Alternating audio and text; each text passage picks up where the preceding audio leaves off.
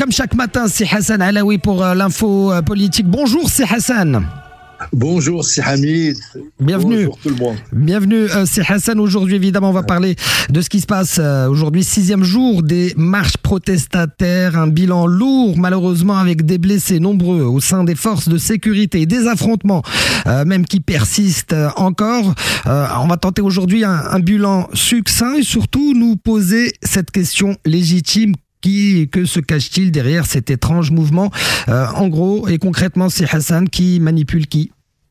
Exactement, tout à fait. Alors, comme on dit, trop de liberté tue la liberté. Ce n'est plus un slogan, mais le constat cruel que nous vivons depuis 6 jours. Un relatif recul s'impose donc face à ce phénomène où les enjeux majeurs de notre pays se jouent. C'est le cas de le dire. La double revendication initiale de santé et de l'école est désormais dépassée. Elle cède le pas à une indignation généralisée, irrépressible, mais garantie cependant par la Constitution. Sauf qu'elle ne peut attenter à nos libertés et à notre démocratie. En jeu, l'organisation de la Coupe d'Afrique, c'est clair, et celle de la Coupe du Monde à terme. En jeu aussi, les succès diplomatiques du Royaume du Maroc, notamment dans le dossier du Sahara, sur lequel, grâce au soutien de la communauté internationale et des États-Unis en particulier, le Maroc regagne sa légitime cause face à l'Algérie notamment, qui n'en démord pas de nous détruire, il faut bien le dire. Maintenant, et plus que jamais, on le sait, le ras-le-bol ne tenait qu'à un fil, ténu et fragile. Il vient de se rompre fin septembre, sauf qu'il obéissait à un agenda qui nous a échappé plus ou moins totalement. Le constat est cruel, je disais.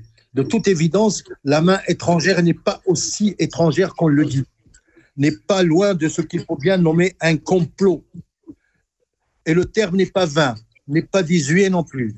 Un complot dont les objectifs ne nous échappent plus. Un complot dont les tenants et aboutissants prennent désormais la forme d'une vérité perceptible, évidente et déterminée. Chez nous, au Maroc, on assiste à l'explosion de plusieurs sources de donneurs d'ordre et de consignes. Inconnues, insaisissables pour la plupart, incontrôlables aussi. Des hashtags aussi étranges que contradictoires, déployés fréquemment de l'étranger, avec des langues étrangères même, anglais, espagnol et autres, messageries adressées directement par le biais de sites inconnus. Lancées aussi par toutes sortes d'individus ou groupes d'individus, des transgenres notamment qui recourent au langage approprié, des nihilistes anti-islamiques, défenseurs de la laïcité, entre guillemets, bouffeurs du ramadan. Ils sont éparpillés sur le territoire, opérant de l'étranger en complicité évidente avec des jeunes ici, chez nous. Les mouvements sociaux sont de plus en plus le lot de toutes les démocraties, certes, dans le monde, et les soulèvements, leurs dangereux aboutissements logiques. Même dans les grands pays comme la France, avec les gilets jaunes qui se sont mobilisés une année durant et ont menacé le gouvernement de Macron. En Chine, même la place de Tiananmen a été occupée des mois et des mois. Aux États-Unis, les marches se succèdent régulièrement. Ces problèmes sont connus et ne datent pas d'hier. Manifester est un droit absolu dans notre pays, dans une démocratie comme la nôtre. Mais ce droit s'exerce dans le respect et sans la violence à laquelle nous assistons depuis quelques jours. Pourtant, les instigateurs de ce mouvement se sont engagés à manifester dans le calme et le respect, à ne pas céder à la violence, à éviter de s'attaquer aux forces sécuritaires, épargner les policiers dont beaucoup ont été déplacés et ont quitté leur famille d'une ville à l'autre, qui passent des nuits sans sommeil, sans manger et se trouvent souvent exposés à la hargne des manifestants.